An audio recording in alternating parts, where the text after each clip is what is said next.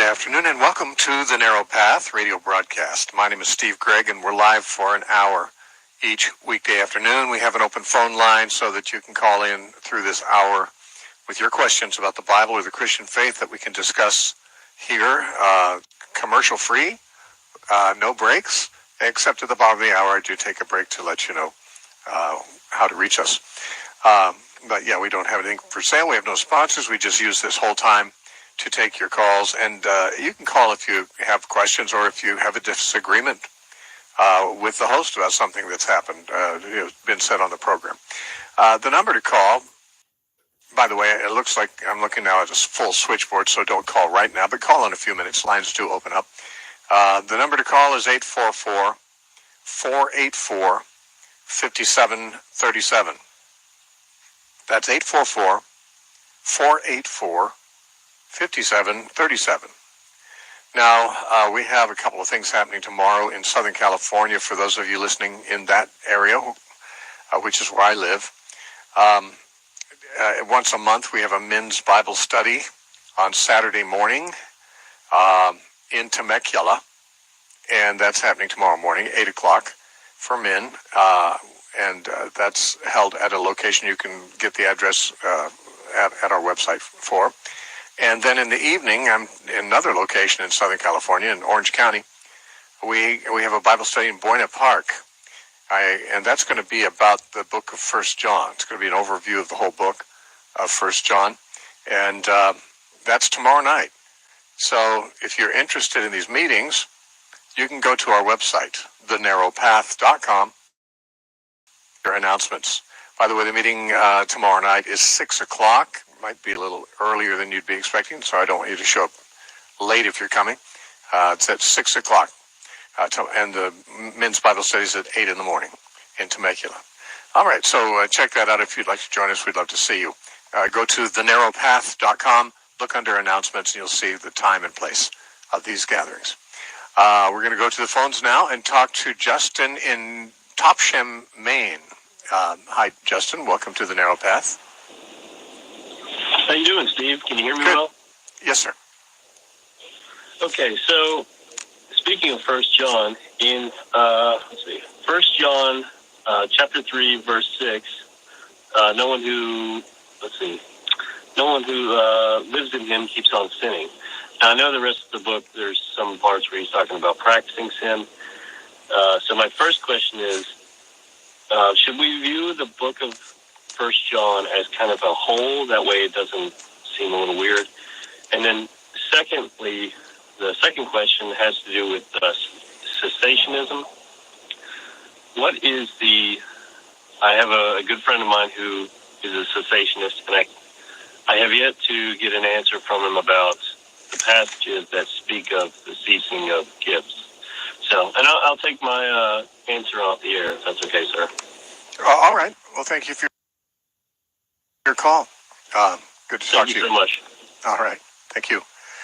Well, in 1 John, there's about 3 or 4 places that it says that people who are born of God or people who abide in him or people who, are Christians don't sin.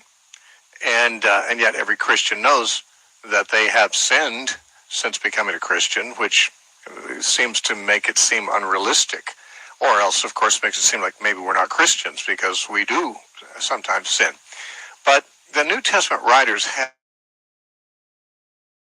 things which we should have, but many modern Christians don't. And that is that there's 2 ways to live your life. One is to live in sin, and the other is to live in obedience to God. Now, this is a decision that you make when you become a believer, that you're going to live in obedience to God. And therefore, that you make that your aim, and you make that your habit. Now, to say we live, if we say somebody lives in sin, that doesn't mean that everything they do is sin. It doesn't mean they never do a good thing. A person who is a sinner may still love his mother and take care of her when she gets old or something. There are people who do good things, although they are living in sin. To say that someone lives in sin doesn't mean everything they do is a sin. Likewise, to say we live in obedience to God doesn't mean that there are no exceptions in our behavior. It doesn't mean we never, ever do the wrong thing. But we don't live in sin. If a person is living in sin, then they're not following Christ. And if they're not following Christ, they're not what the Bible regards as a Christian.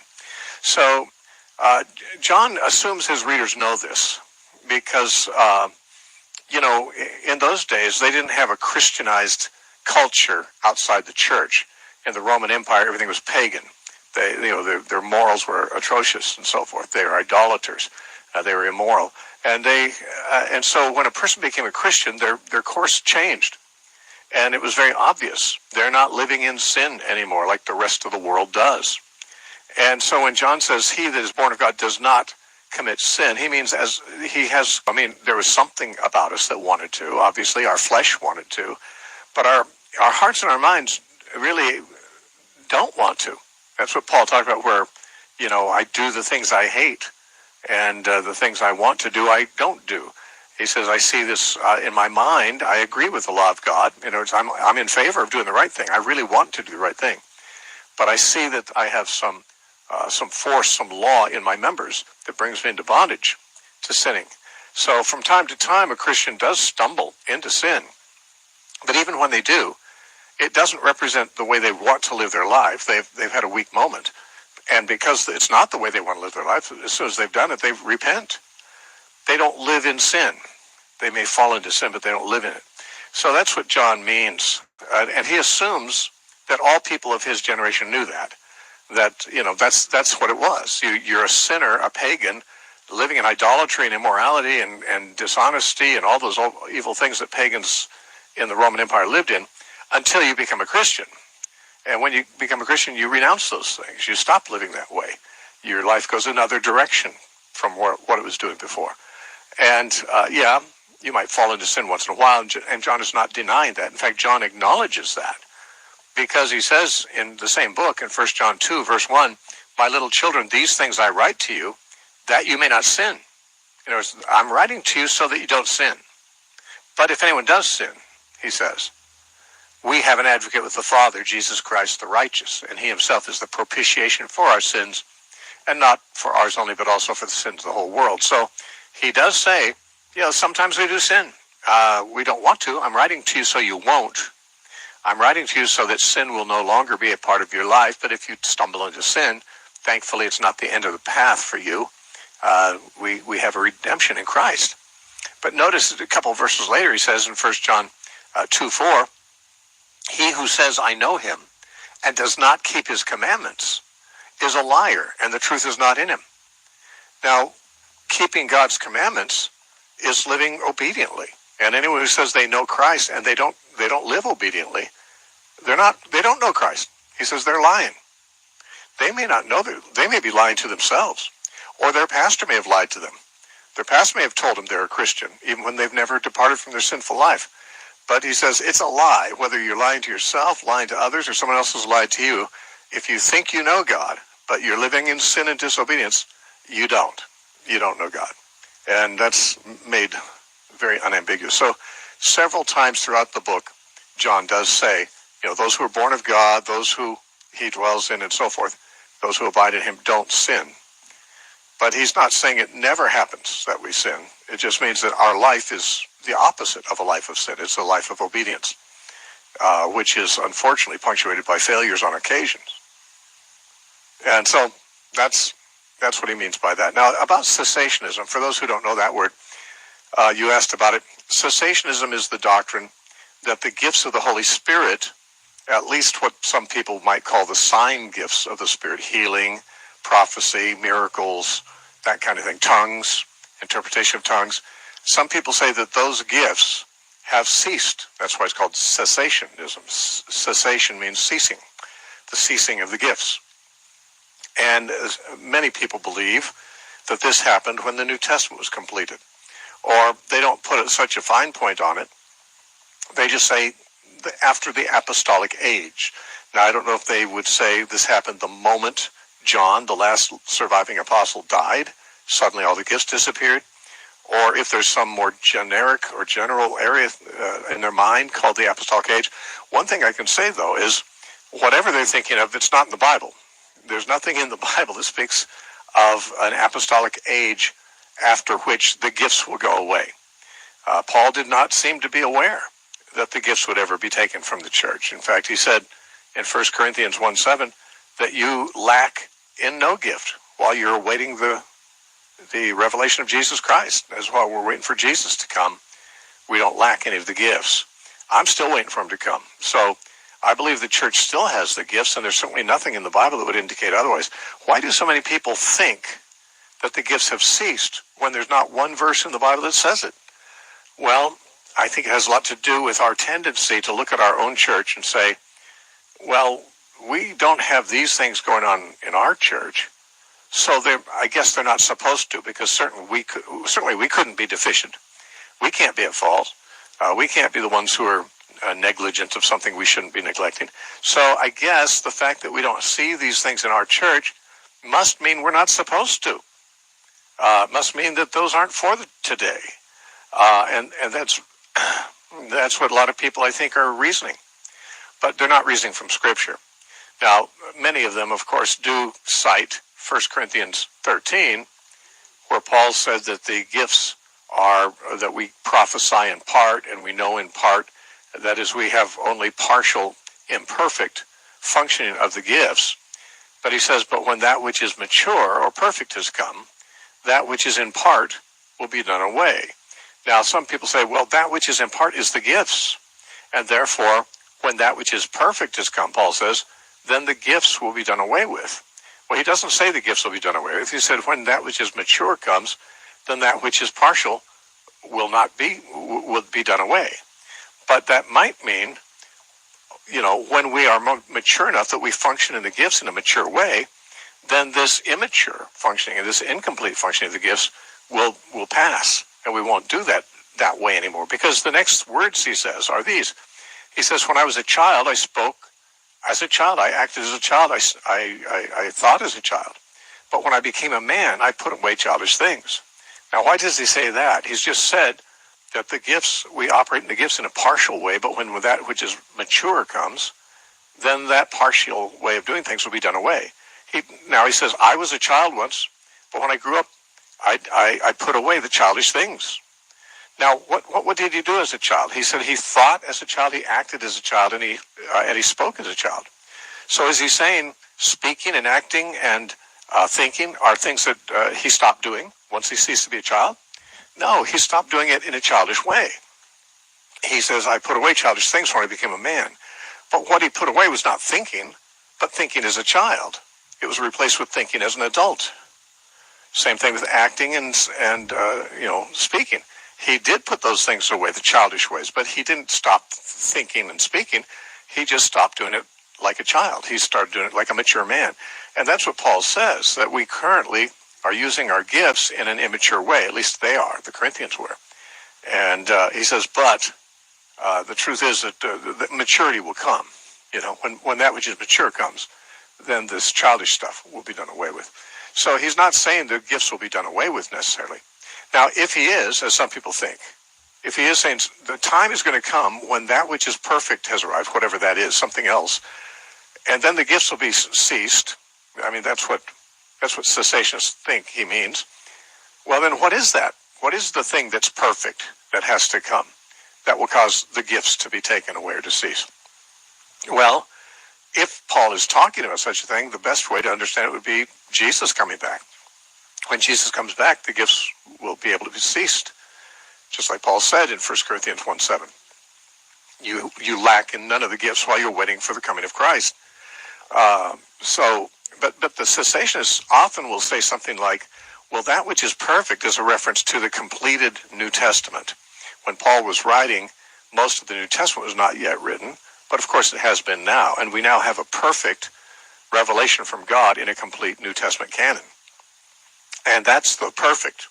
And when the New Testament was completed, therefore, and the canon of the New Testament was full, then the gifts were taken away. Well, that is like 100% arbitrary. I mean, there's not one line in the Bible that would suggest that the coming of the New Testament would do away with the gifts. That is simply assuming that when Paul generically or vaguely speaks of that which is perfect, that he means a completed New Testament canon. But why should he have meant that? Did he even know there was going to be one? Did his readers know there's going to be one? There's no evidence in the Bible that Paul knew that someday all his letters would be collected along with Peter's and John's and James and Jude and the book of Revelation and the four Gospels and the book of Acts. They're all going to be gathered together into what we call the New Testament canon. I mean, Paul, as far as we know, didn't know about that. And if he did, he never mentioned it. And if he did know it, there's no reason to believe the Corinthians would know. So if he's speaking to them in terms he expects them to understand, and he says something vague like when that which is perfect comes, and what he's talking about is a completed New Testament canon which they've never heard of, and he doesn't explain, and which he's probably never heard of either. This is the most arbitrary interpretation of that could be imagined. It's one of those interpretations of necessity. If you want to prove the gifts are going to go away in the apostolic age, you've got to find some marker. You've got to find something. That's when they went. Now, what's interesting is the New Testament canon was completed in the first century, but it wasn't settled what books belonged to it until almost 400 A.D. So, I mean, at what point then? There's about a 300-year range there when the gifts could have ceased, if that's what they're looking for, the New Testament canon. I will say this, the early church fathers, many of them had not gotten the memo if the gifts had ceased, because they talked in the 2nd and 3rd century, they talked about prophets coming to the churches. They talked about healings. They didn't know that the gifts had ceased, although Calvin, I think, is the first one to suggest it. And he was in the 16th century, late. So I believe the cessationist doctrine originated with John Calvin. I went looking for the origins of it once, and I believe that's what we nailed it down. I think Calvin's the one who taught it. Luther didn't believe that. Luther was a generation earlier than Calvin, and he didn't believe in cessation. In his song, A Mighty Fortress is Our God, he has this line, the Spirit and the gifts are ours. We have the Spirit and we have the gifts, he said. That's just a generation before Calvin. But then Calvin came up with the idea, apparently, that the gifts had ceased sometime in the apostolic age. And frankly, he didn't have any scripture for it. I think he just hadn't seen any gifts, so he just decided, well, they must have gone somewhere. Maybe we should go looking for them, if they've gone somewhere, because they're supposed to be around, according to scripture. All right, let's see who's been here longest. It looks like Kathy from La Habra, California has been waiting longest. Hi, Kathy. Hello, Kathy. Yes, hi, Steve. I have a question. Let me run away. Hey, Kathy, I don't know what your question is yet. Yes, my cousin's on the phone. I'm running away, so he doesn't hear me asking this question. The last time I got to talk to him was about 35 years ago. Only this two weeks, because Daddy, just 89 years old, just went to be with Jesus. But he doesn't. I don't think he knows Jesus yet. Do you recommend which book I can introduce to him? Because I don't know if he knows Jesus yet. He is 59 years old, and he was a graduate of Yale, and he was an MD in the ER room, and currently he's practicing private clinic, and he is a open-minded, intelligent, I say like 10 times higher IQ or 5 times higher IQ than me, a very humorous man. And well, as far as what book to recommend, you have to realize that I've read about 1,000 books, and so I'd say maybe about 50 of them would be equally good for a. Do you recommend the book "Is God Real" by Lee Strobel, or "Evidence That Demands a Verdict" by Josh McDowell? But I don't know which edition for the Josh McDowell, because when I go on Amazon, I don't know which edition to recommend to him. When I tried to buy it for friends, I couldn't decide which one. Well, I know that Josh McDowell's first edition of Evidence That Demands a Verdict came out around about 1970, and it's been revised There's also a second volume called More Evidence That Demands a Verdict that came out some years later. And there might even be there might be more. I don't know. I don't know how many he's put out now, but I would just say whatever one is the current one. You know, he put out a smaller version of that. Not everyone's going to be interested in reading the kind of book that Evidence That Demands a Verdict is, unless they're really hungry to know the truth. Because he's a great reader. Yeah. Well, read like that's a good book. That's a good book then. Or you could get him a more abbreviated version by the same author called More Than a Carpenter. Josh McDowell wrote a smaller book for people who don't want to read such a big book called More Than a Carpenter. That's a little book. He could probably read it in one sitting. You mentioned Lee Strobel. His books are usually pretty good. I mean, I like Lee Strobel fine. I'd like everybody to read my book, Empire of the Risen Sun, which I think could be helpful, though it's not. It doesn't really provide arguments for Christianity like some of these other books do. But I think it'd be valuable for someone exploring Christianity to read. But yeah, there's lots of books out there. And I probably have read 30 to 50 books that would be good for a non-Christian to read to introduce them to the evidence for Christianity. And so it makes it kind of hard for me to just pull one out, especially since I don't really know. I don't know him, So if I knew what he's struggling with, maybe I could. He's okay with the dad passed away because mom passed away first, and then wife passed away, and he said he's fine because this is unfortunately not his first time. Even though he's the only child. And, okay, well, yeah. Any of the books we've mentioned would be fine. And as I said, I wish everyone would read my book. Not because I want to sell them. I don't ever sell them. I give them away. But my book, Empire of the Risen Sun, I think would be of value to most people. Sure. I'll tell you what. There's a pretty good author who wrote recently a couple smallish books that when I read them, I thought, oh, these would be really good for an unbeliever to read. And the author's name is Peter J. Williams. Williams, okay. Peter J. Williams. And one of them, which I thought was quite good, was called Can We Trust the Gospels?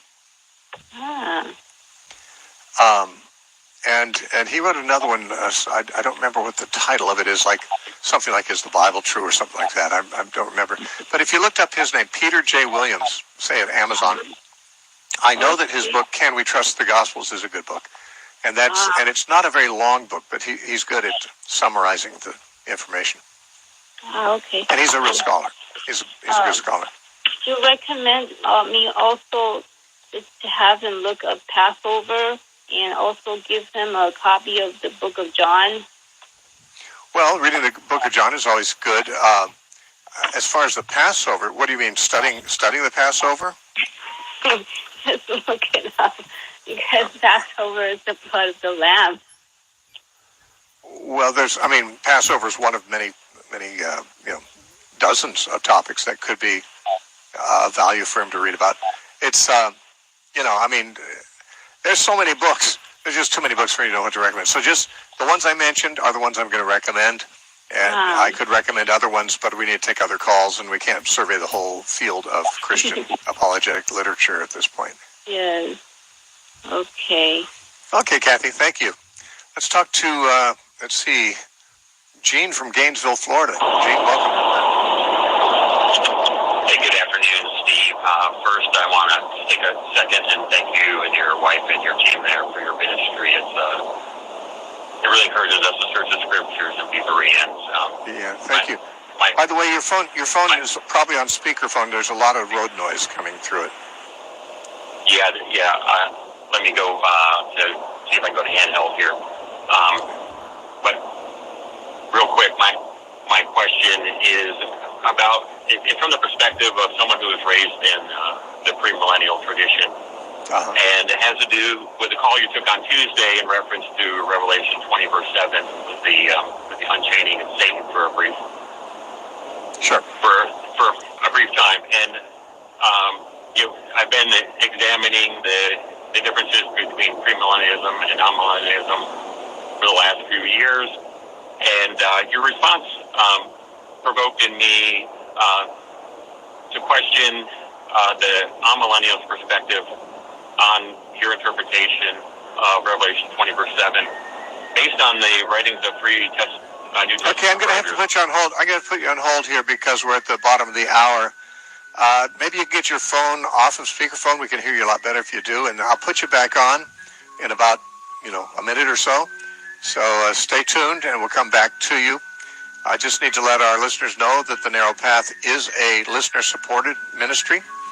We pay for lots of money to be on the radio. It costs a lot of money to buy time for radio from radio stations. If you'd like to help us stay on the air, you can write to The Narrow Path, P.O. Box 1730, Temecula, California, 92593. Or you can, donate from the website. That's thenarrowpath.com. It's got lots of resources. They're all free, but you can donate there if you wish at thenarrowpath.com. I'll be back in 30 seconds. Don't go away. We have another half hour.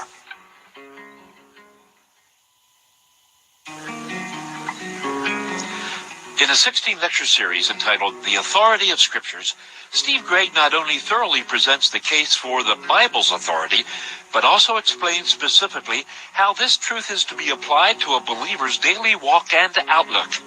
The Authority of Scriptures, as well as hundreds of other stimulating lectures, can be downloaded in MP3 format without charge from our website, thenarrowpath.com.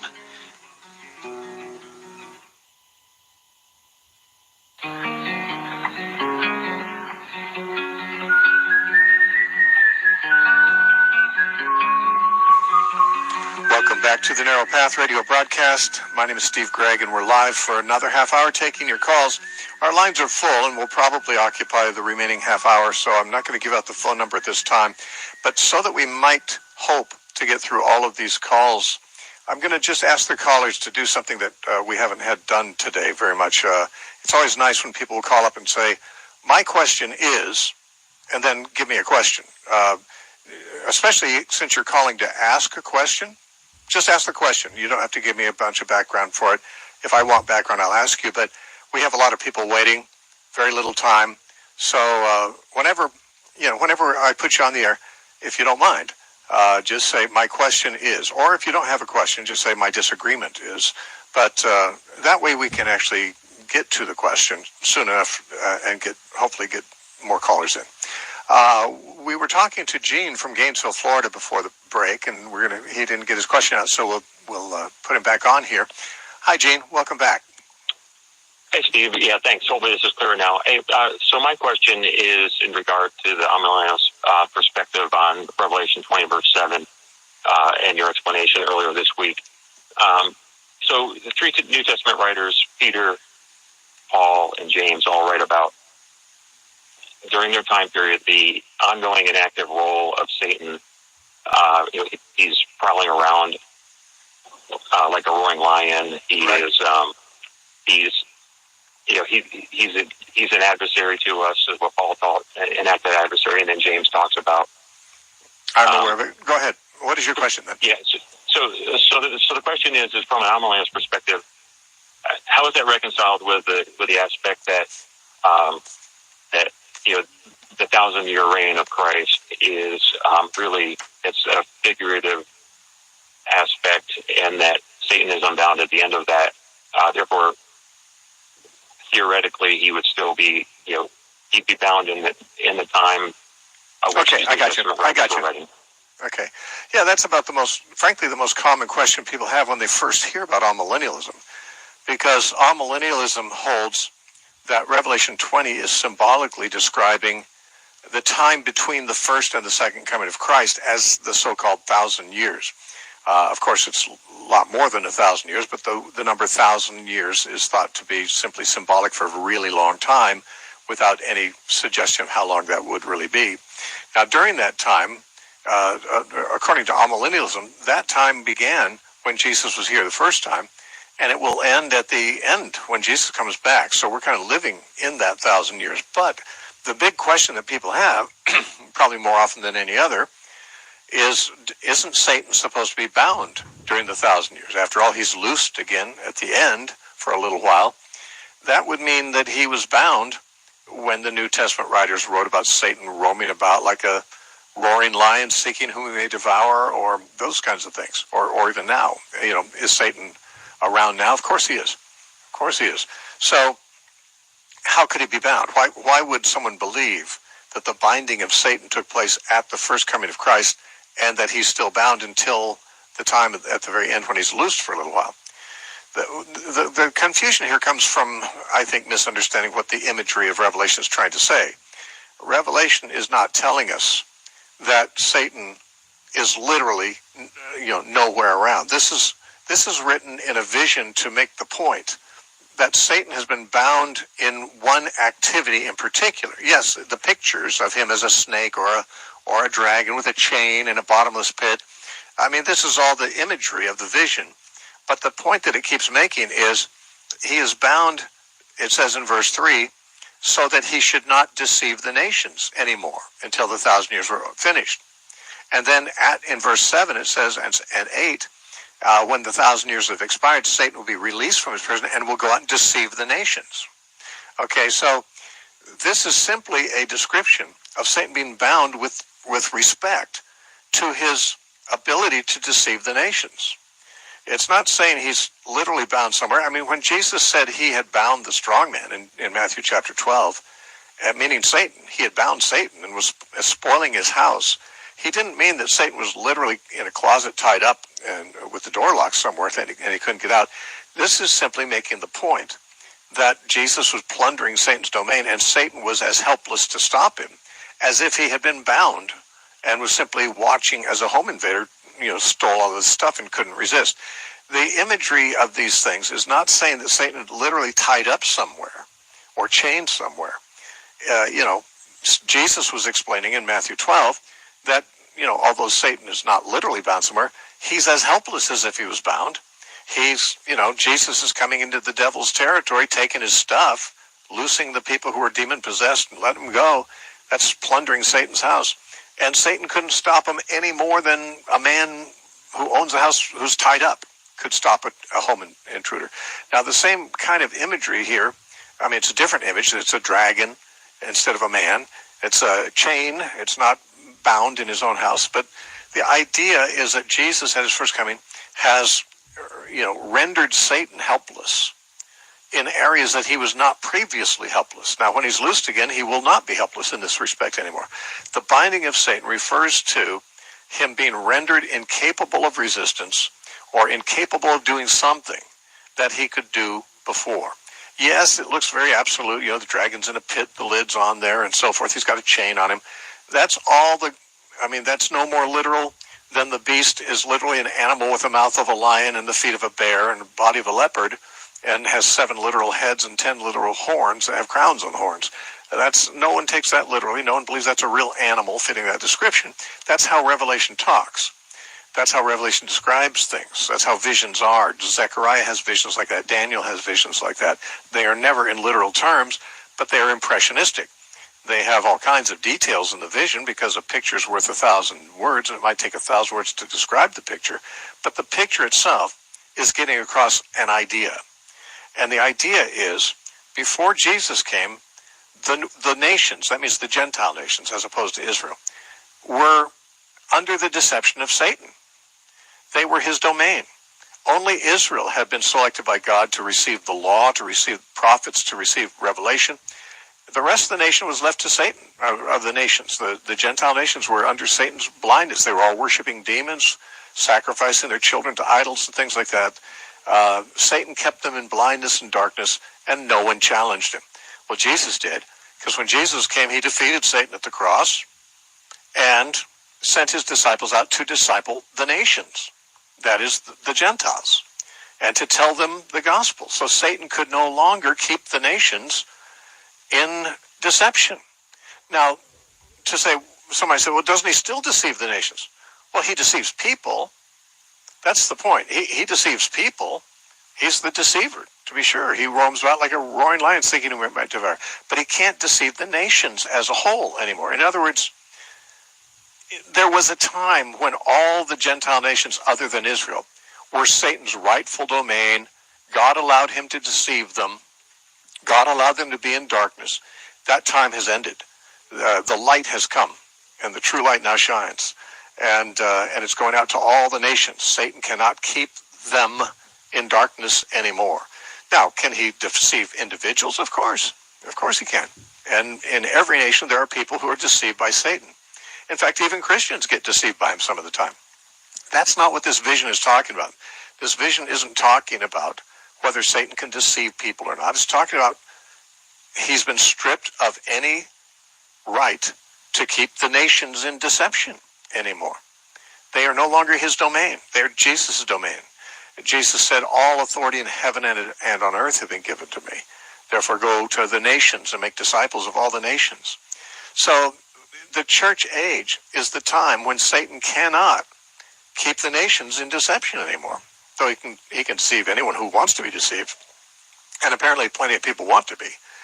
But, but those people who live in these nations who didn't have any access to light, to truth, previously, now it's come to them. And that's what this age is about, bringing that truth, bringing that light to the nations. So Satan can't take that whole block of humanity and just say, they're mine, I'm in charge, and they're going to stay deceived. No, the truth has come. Now, the loosing of Satan seems to be the reversal of that. Seems to be, that the truth is somehow hindered again, and Satan manages to get a lot of the nations in blindness again. Now, that I don't think that's happened yet necessarily, but I think that's something that will happen at the end. But to say, well, but doesn't the Bible say the devil still tempts us? The devil, he still lies. He still, we're to resist the devil and he'll flee from us. He's like a roaring lion seeking. Yeah, he's all those things. And he was those things even when Jesus said he had bound the strong man in Matthew 12. Jesus had bound the strong man. He said so. But that didn't mean Satan was literally bound somewhere. It's making a point. And to try to extend it to all activities of Satan is simply to go beyond what the passage is trying to say. So the amillennialist doesn't think the devil is literally, has a chain and he's in a pit and locked up somewhere. We're not saying that's literally happened. We don't think Revelation is literal at all. It's like Daniel. Daniel's not literal either.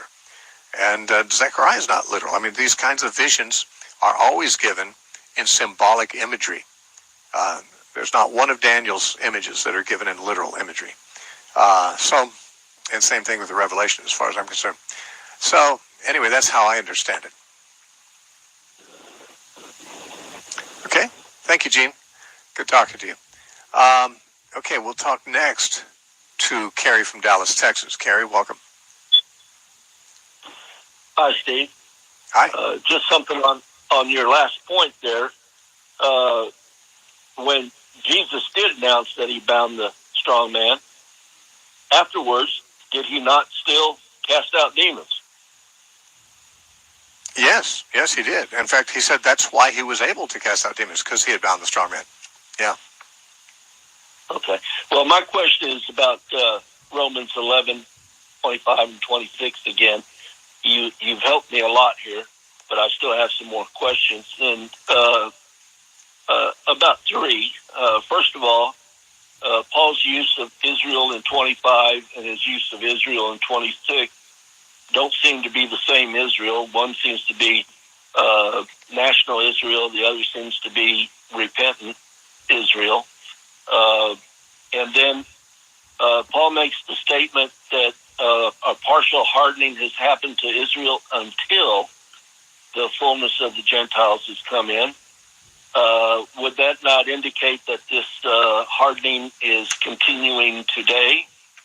And also with the word until, does that not leave open a space between the fullness of the Gentiles and maybe when that hardening is removed and maybe leaving room for a millennial kingdom? All right. First of all, your question about Romans 11:25 and 26, is Paul using the word Israel differently in those two verses? Well, yeah, he is.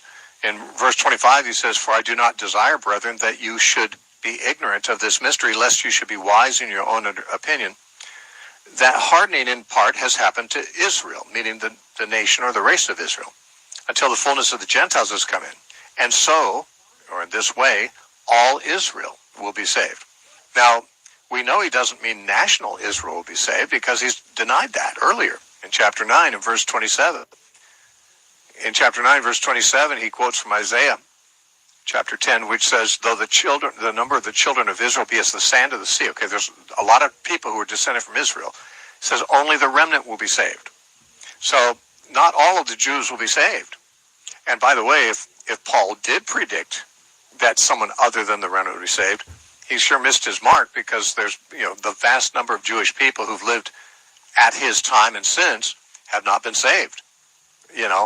All Israel will be saved. Now, see, some people think he's talking about just one generation of Israel at the end times will be saved. But he doesn't say anything about the end times. He doesn't say anything about, doesn't really say anything about the future at all. He just says that all Israel, the true Israel, will be saved. But only a remnant of national Israel will be saved. The true Israel is a smaller portion of national Israel. And that's what he began his little discussion in chapter 9, verse 6, saying they are not all Israel who are of Israel. So he's made a distinction between two Israels at the beginning. Now, I've talked to people who disagree with my view on this, and they say, well, yeah, he did mention an Israel within Israel in Romans 9:6, but after that he only talked about the nation of Israel, and he never, and so he has to be talking about the nation of Israel in verse 26. All Israel will be saved. Well, why would that be true? Wasn't there a reason for him saying what he said in chapter 9, verse 6? I mean, it'd be very crazy if Paul just as an offhand throwaway line said, not all are Israel who are of Israel, but never mind that. Let's just talk about those who are of Israel and forget about the Israel that not all of them are it. No, he's made it, the whole argument through chapters 9, 10, and 11 is the nation of Israel as a whole have not been saved and never will be. Isaiah said only the remnant of them will be saved. Therefore, only the remnant are the true Israel that will be saved, and not all who are descended from Israel are in that true Israel. So he's made a distinction. The whole chapter 9 is distinguishing between two Israels. One is a vessel for wrath, one's a vessel for honor, he said. And one is just a remnant, a small portion of the other Israel. So Paul has introduced this idea there's two Israels right from the beginning. And to suggest that he forgets that in chapter 10 and 11 and never mentions again that fact is to ignore the fact that chapter 9 is setting up the whole chapter 10 and 11. It's not a throwaway line when he says they are not all Israel who are of Israel. It's the theme. It's the theme of the whole three chapters. And so when he comes to the conclusion, he says, well, that Israel that are not the remnant, they have been hardened. Of course, that's only part of Israel. That's why he says hardening in part has happened to Israel. Part of Israel has been hardened. The other part has not. That's the Israel within Israel. That's the remnant has not been hardened. And he's already made that point just a few verses earlier, because he says in verse 7, Romans 11:7, he says, "What then? Israel, that is the whole nation, has not obtained what it seeks, but the elect have obtained it, and the rest were hardened." Okay, so hardened, some of them were hardened. Who weren't? The elect, the remnant. They weren't hardened. So the nation of Israel, Paul has been talking all the way through here. There's two parts of the nation of Israel. There's those who can only be called children according to the flesh, and there's those among them who can be called children according to promise. The first group is just every ethnic Jew. The second group is that portion within ethnic Jews who happens to also believe. And he introduces that distinction, several verses introducing that idea in chapter 9, and that's how he closed it. So all Paul has used the word Israel throughout this discussion to refer either to the whole nation in some cases, or to that portion of the nation that are the elect, the remnant, the vessels of honor, whatever. I mean, he uses these different words for it. And so it's not a strange thing for him to use the word Israel two different ways within a few lines of each other. He used it two different ways in one verse in chapter 9, verse 6. Here we have him using it two ways in two successive verses. Verse 25, hardness in heart. Part has happened to Israel. Okay, that's the group they're Israel, but they're not believers. They're not the remnant. But the Israel that will be saved is the remnant. Now, when he says, and so all Israel will be saved, so means in this way. What way? What way will all Israel be saved? Well, he's just described it. This is the conclusion of a description that began in verse 16 of an olive tree. It had Jewish branches because the olive tree is Israel. But the unbelieving Jewish branches have been removed, so they're not Israel anymore. They're not on the tree anymore. And then Gentiles who believe have been added to the tree, so they're part of Israel now. So the believing branches that were not broken off are Jewish believers, and the Gentile branches have been added to them. Now the tree is Jewish believers and Gentile believers. And in this way, all Israel, the Jewish branches and the Gentile branches, will be saved. That's what Paul says. Now, you said the word until. Does that mean until today? Yeah. Yeah, I mean, look around. Most Jews don't believe, so part of Israel has been hardened until the fullness of the Gentiles have been fulfilled. Now, does that suggest that after the fullness of the Gentiles are fulfilled, something else will happen? Maybe the Jews won't be hardened anymore? This is what many people think, but Paul doesn't say that.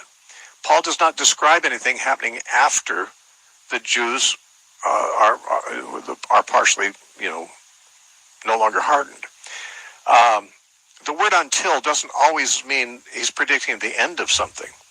To say this will be true until such and such just means it won't change before this happens.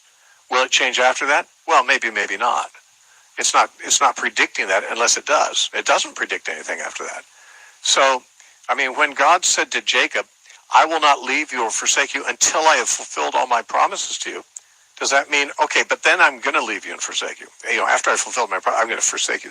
No, to say this won't happen until this, doesn't mean, okay, and after that it will. It means, this will not cease to be true until such and such a point. And it may not cease to be true at that time either. But this is the end point we're looking at. The end point we're looking at is the fullness of the Gentiles being come in. Until that happens, still only part of Israel will be hardened. Will they be unhardened once the Gentiles come in? There's no mention of it. Not even a hint of it, actually. The truth is, I think if the fullness of the Gentiles become in means until the last Gentile actually gets saved, that probably won't happen until the last day. In which case, there won't be much time for anything else to happen. Jesus will be coming. So I don't see anything here that necessitates someone saying, well, the Jews are getting saved and there'll be a millennium and so forth after that. Let's see, we've got a lot of calls. Nicole from the Bronx, New York, welcome. Not there? Nicole? Okay, I'm not hearing Nicole, so I'm going to have to move on. Joshua from Dallas, Texas, welcome. I'm sorry. I'm sorry I hit another button. David from Andover, Kansas. Hopefully we can get to Joshua too. David, are you there? Hello. Hi. Yes, can you hear me? Yeah. Yes. Okay, great. My question is, who are the inhabitants of the sea in Revelation 12:12? I assume they are the fish. Okay. So when it says, woe to the inhabitants of the earth and the sea, for the devil has come down to you, having great wrath, because he knows the time is short, that's just the fish and the sea creatures there? Well, it could be in the fish and the sea creatures. I mean, there's great disruption on the world. As you read the book of Revelation, you see that the sea turns to blood, the fishes die, the ships sink, the islands disappear, those kinds of things happen. So, I mean, it's hard to say. I mean, certainly it could mean the sea will suffer in such ways that, fish will die, anyone there. Or it could, of course, there's a possibility, it could mean people who are sailors and they basically live on the sea in ships. That's a possibility. It's a strange way to speak about them, those who dwell in the sea. But it doesn't really clarify. So it's basically saying that the sea. Now, by the way, I will tell you this: the sea can be symbolic also for the Gentile nations. That's in the Old Testament. There are a few places in the prophets where Israel is compared with land, and the Gentile nations are called the sea. So there's I don't know if there's a previous place in Revelation where that was used that way, but it might mean that there. So there's a variety of possibilities. Okay. Oh, thank you. That's very helpful. All right. Thanks for your call. Now, Joshua, got to you from Dallas. Welcome. Hi. Hey, thanks for having me. Based on the way I understood the word called in the parable of the wedding feast in Matthew 22, where the Lord says, many are called, few are chosen. Mm-hmm. My understanding of that word call has historically been meant to mean called via the gospel, like, hearing the gospel. Mm-hmm. Yeah, but so my question then is, if I look at 1 Corinthians 1:24, where it talks about Christ being preached, crucified, being a stumbling block to the Jews, folly to the Gentiles, and then verse 24 says, but to those who are called, the Jews and Greeks, Christ, the power of God, the wisdom of God. So I just wanted to know how you understood that word called there in that passage. Yeah, in 1 Corinthians 1:24, the Calvinists generally believe that it refers to an effectual call, that all people are called through evangelism, but not all people are effectually called. They would say only the elect are effectually called, and the effectual call really would refer to irresistible grace. Basically, they would say if someone's of the elect, God calls them in a different way than he calls others, in a way they can't essentially resist. Because of irresistible grace. Now, and they would read this verse that way. Any Christian, we are the called. They would also see it that way in Romans 8:28. All things work together for good to those who are the called, according to his purpose. And it says in verse 29, whom he foreknew, he also predestinated to be conformed to the image of his Son, whom he predestined, he called, and whom he called, he justified, and so forth. So there's reference to Christians as called, and it seems to be referring to something other than just the whole world. The whole world is being called by the preaching of the gospel, but Christians are called in a different sense. My understanding, and this may not be the correct one, but my understanding, I'm not a Calvinist, but my understanding is okay. My understanding is simply that this means those of us who've heard the call, those of us who have received the call. We have, and I do believe there is something to a more effective call than just hearing with your ears. I mean, people could be driving down the road listening to the radio and hear the gospel and ignore it completely, where others, they hear the gospel and it just grabs them. It grabs them, and they're riveted. They're hearing it at a different level than the others are. But this would not mean that they are now being irresistibly called. Persons can be very gripped and very convicted by the message and still walk away from it. But all of us who have been converted have been gripped by the message like that, at least, and we didn't walk away from it. We received it. So I just think when he talks about us as the called, he's focusing on the fact that we are Christians because we heard that call, and we identify with it, and didn't resist it. But, Calvinists see it a little differently, and I can see how they would, but I just reject their whole system. Thanks, all right, brother? Thank you. Good talking to you, brother. I'm out of time for the show today. You're listening to The Narrow Path. We are listener-supported, as I mentioned earlier. You can write to us if you wish at The Narrow Path, P.O. Box 1730, Temecula, California, 92593. Or from our website, thenarrowpath.com. There's a place to donate there, thenarrowpath.com. Let's talk again tomorrow, Monday.